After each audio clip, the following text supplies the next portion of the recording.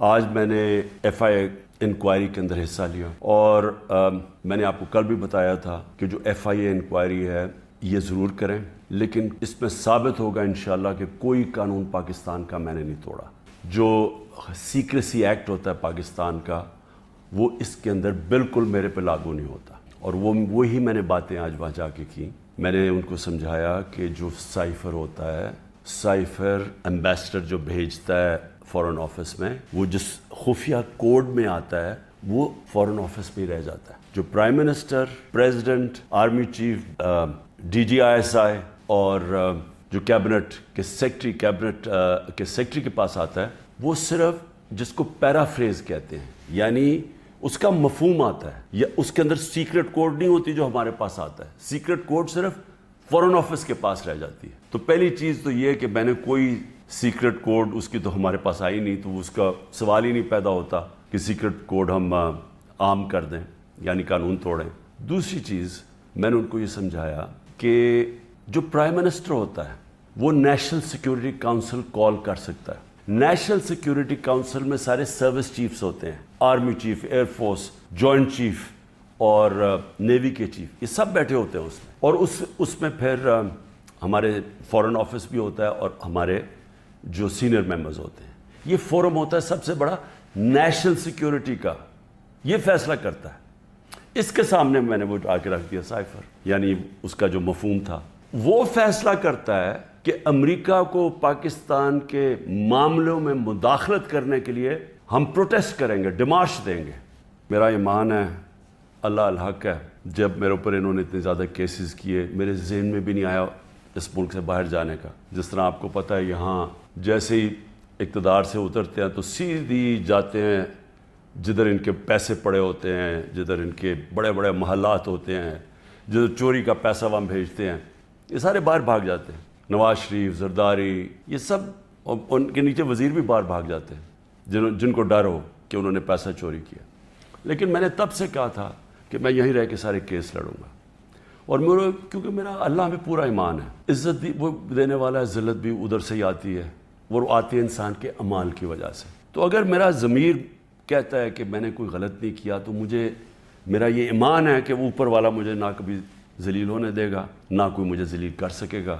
ساری دنیا میں گیا کہ عمران خان کرپشن پہ پکڑا گیا۔ اب دوسری چیز یہ دیکھ لیں کہ پاکستان کی تاریخ کا سب سے زیادہ اگر ان پاکستانی قوم نے کسی کو اپنے پیسے سے ٹرسٹ کیا ہے، جس کو اعتماد ہے کہ وہ پیسے ان کی چوری نہیں کرے گا، وہ عمران خان ہے۔ جتنا پیسہ مجھے دیا گیا ہے لوگوں نے ہسپتال بنانے میں، ہسپتال چلانے میں، دوسرا ہسپتال، تیسرا ہسپتال جو اب انشاءاللہ کراچی میں بن رہا ہے، اور پھر نمل یونیورسٹی، اور پھر یہ القادر یونیورسٹی، یہ سارا لوگوں کے پیسے پہ، کیونکہ لوگ اعتماد کرتے ہیں۔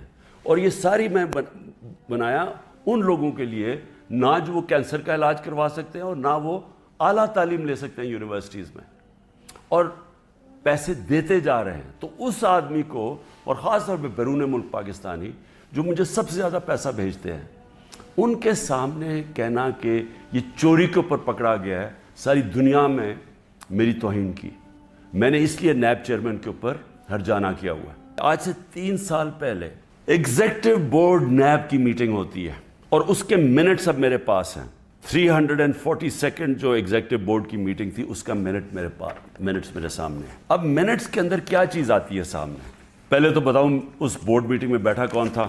Chairman NAB, D G operations کون تھا؟ ظاہر شاہ اس وقت ڈپٹی چیئرمین نیب ہیں۔ اس وقت پروسیکیوٹر جنرل بیٹھے ہوئے تھے، وہ ابھی بھی پروسیکیوٹر جنرل ہے، اور ایک اور ڈی جی ایک اور بیٹھے تھے، عرفان منگی، اور ایک اور حسین، اس وقت کے ڈپٹی چیئرمین بیٹھے ہوئے تھے۔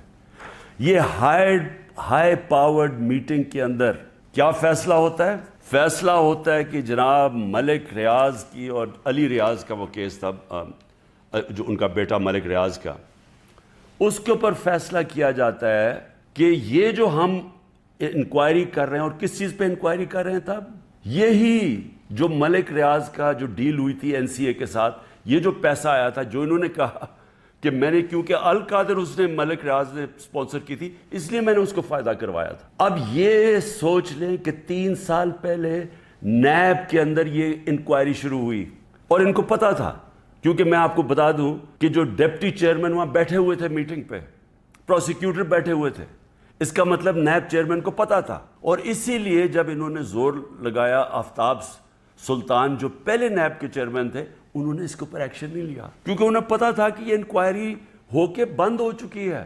اور یہ انکوائری تھی، نیب ڈائریکٹلی انگلینڈ کے این سی اے سے رابطے میں تھے، اور انہوں نے این سی اے نے جو ان کے ساتھ جو ساری جو انڈرسٹینڈنگ ہوئی وہ یہ منٹس کے اندر ہے. اس پہ کیا چیز کہی گئی ہے یہ بھی سمجھیں. اس منٹس پہ یہ لکھا جاتا ہے کہ یہ اگر جو پیسہ ہمیں صرف ایک چیز، باقی تو کیش انہوں نے کہا آ جائے گا، جو ایک چیز ہے وہ ون ہائیڈ پارک جو ملک ریاض یا علی ریاض نے خریدا تھا نواز شریف کے بیٹے حسن شریف سے 50 ملین پاؤنڈ کا، تقریباً 18 ارب روپیہ، 18 ارب روپے کی پراپرٹی خریدی ہے نواز شریف کے بیٹے سے. اور میں پھر سے کہتا ہوں کہ وہ باہر اس لیے بھاگا، جب دونوں بیٹے باہر بھاگے کہ جو ہم تو پاکستان کے شہری نہیں ہیں. جب نیب نے ان سے یہ سوال پوچھا، دونوں باہر بھاگ گئے.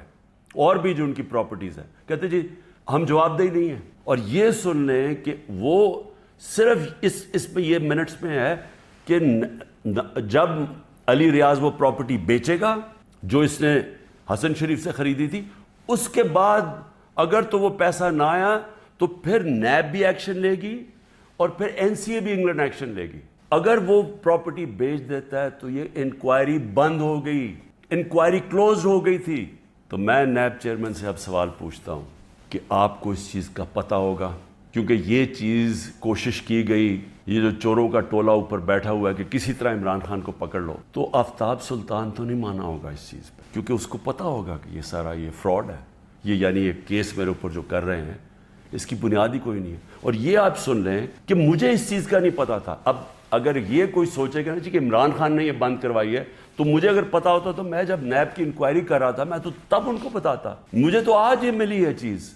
گورنمنٹ سے پوچھ دو کیا چیز آپ کو روک رہی ہے، آپ کیس کر دیں، جا کے کہیں کہ جی اب تو پاکستان، آپ کہیں جی ہم جا کے ثابت کریں گے منی لانڈرنگ کا پیسہ ہے. کیوں نہیں ثابت کرتے؟ آپ نے کیوں نہیں کوشش کی؟ ہمیں بتایا گیا تھا کہ اگر آپ یہ ثابت نہ کر سکے 5-6 سال کے بعد کہ یہ پیسہ منی لانڈرنگ کا ہے تو یہ پیسہ وہیں انگلینڈ رہ جائے گا. اس لیے ساری کیبنٹ نے مان لیا کہ ہاں جی پیسہ تو پاکستان لے کے آؤ نا، اور ہوگا تو سپریم کورٹ میں پاکستان کے اندر پیسہ آیا نا. نیب چیئرمین سے خاص طور پہ یہ پوچھنا چاہتا ہوں کہ سارے تو کیسز آپ بند کرتے جا رہے ہیں.